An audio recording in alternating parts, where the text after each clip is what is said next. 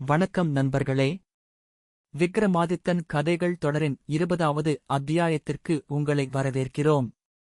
கடந்த அத்தியாயத்தில் தன் உயிரையும் துச்சமென மதித்து தியாகத்தின் சிகரமாக விளங்கிய ஜீமுதவாகனின் கதையையும் வேதாளம் கேட்ட கேள்விக்கு விக்ரமாதித்தன் அளித்த நேர்மையான பதிலையும் பார்த்தோம். இப்போது 20வது பதுமை சொல்லும் கதை சண்பகவல்லியின் கதை.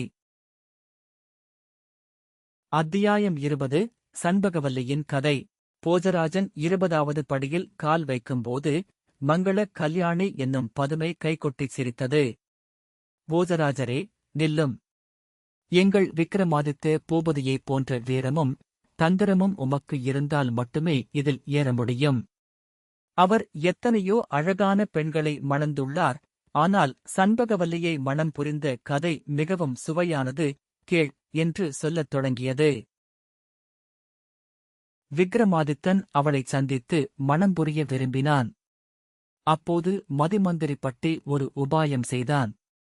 காட்டிலிருந்த அதிசய மூலிகை வேர்களை பயன்படுத்தி விக்ரமாதித்தனை ஒரு அழகிய பெண்ணாக மாற்றினான்.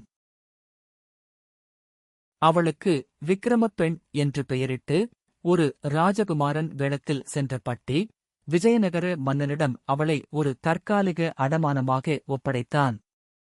மன்னா, இவள் என் மனைவி, இவளை உன் மகளின் பாதுகாப்பில் வை, நான் பணம் கொண்டு வந்து மீட்டுச் செல்கிறேன் என்று கூறிச் சென்றான்.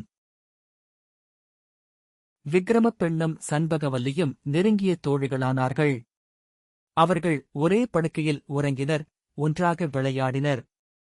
அப்போது பட்டி ஒரு அணில் உருவம் கொண்டு இரகசியமாக கோட்டைக்குள் வந்து கவனித்து வந்தான்.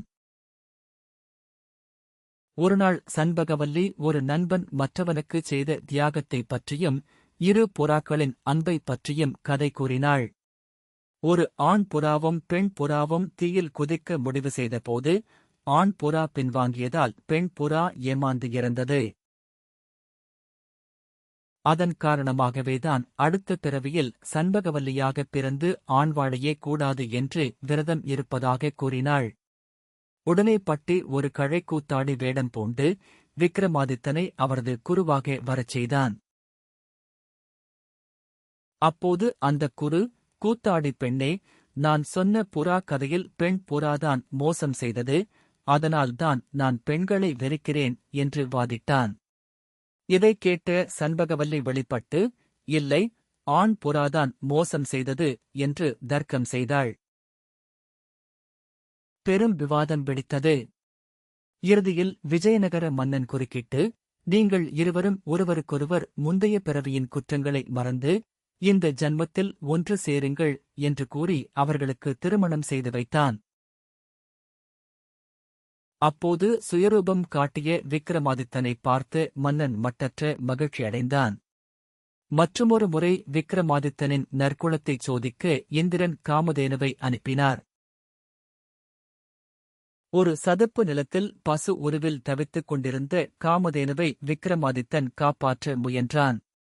விடாது பெய்த மழையிலும் புலிக்கு அஞ்சாமலும் விடிய விடிய அந்தச் சேற்றில் பசுவோடு நின்றான். அவரது உறுதியைப் பார்த்து காமதேனு மகிழ்ந்து வரம் தந்தது. ஆனால் விக்ரமாதித்தன் தனக்கென எதுவும் கேட்காமல் ஒரு ஏழை அந்தணருக்கு அந்த தெய்வீக பசுவையே தானமாக அளித்துவிட்டான்.